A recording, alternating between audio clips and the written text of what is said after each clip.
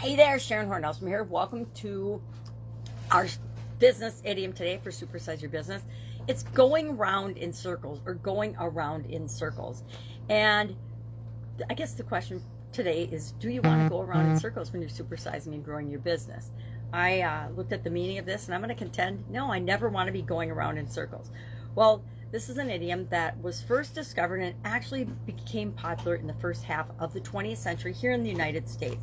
They think that it came from foot racing, the nature of foot racing, where people would run in circles to race and compete against one another. Or I found references to horse racing as well, where often horses run in circles too. The tracks are formed in circles. And it was used by Patricia Wentworth.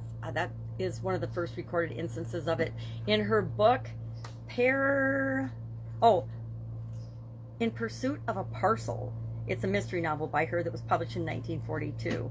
But this expression may date back to the 1800s. They're not sure exactly. They're not sure about a lot of these idioms and expressions. But it means a lot of interesting things, none of which I want to do when I'm building and growing my business. One is some of the definitions of it, running or going round in circles, are to waste energy and time. Do we want to waste energy and time growing and building our business? I don't think so. Engaging in aimless, trivial, or futile activities. I don't think we want people in our organizations doing that either. It means to be highly active with minimum results. We all know people like that, right? If you've ever worked with other people, either in a work setting, in your business setting, or in volunteer situations, you find that there's a lot of people that, and some, not a lot, there's some people that are a motion of activity, but they never seem to get anything done. That would be an example of going round in circles. Work on something but continuously fail. And that doesn't mean that we don't keep trying. It means that sometimes we know when to try something else or stop doing something that isn't giving us the results that we want. Going nowhere, proceeding aimlessly, or just kind of using the shotgun approach to things but not really getting any results from it.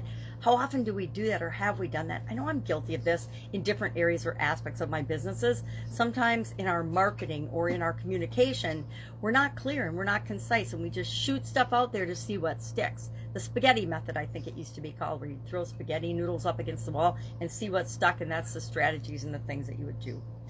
Fruitless endeavors, working on something but failing to make any progress. Of course, these things happen as we're building and growing and supering our business, but we absolutely positively don't want to make them the norm.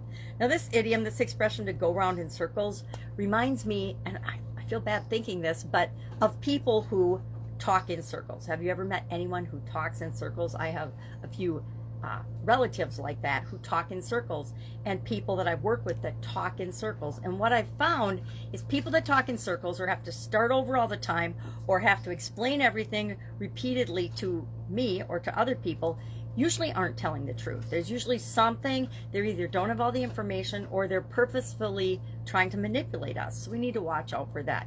So if you catch yourself talking in circles, I'm going to invite you to stop and find a better way to communicate. I think, and maybe it's just me and I'm prejudiced this way, being direct and honest and open and in your communication is always going to give you better results than if you're talking in circles or going round in circles. Love to know your experience with this particular idiom or expression. Share in the comments below, and I will of course be with you tomorrow with another interesting idiom.